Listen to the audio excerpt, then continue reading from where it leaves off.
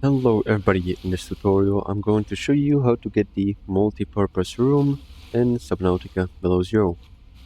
Before we continue, make sure to like and subscribe and hit the bell so you don't miss out any of my videos. So to get started, go ahead and travel to the Delta Station dock, and from here you want to go towards the tower. You want to go straight ahead towards it. Don't go into any caves yet. And here you'll see the first cave which you want to enter.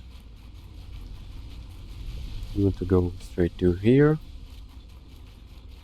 Here you'll see an animation if you never walked through here, and you'll see a building. Pick out your scanner, and here you'll see the multi-purpose room. So go ahead and scan it. Now, once you've unlocked the multi-purpose room, you can go ahead and travel back to your base. Once you're back at the base, you want to pick out your habitat builder and go to base pieces. Here you'll see the multi-purpose room, on which you'll need 6 times titanium.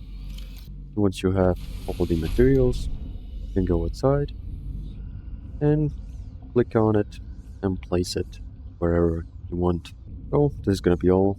Make sure to like and subscribe, and see you in the next one.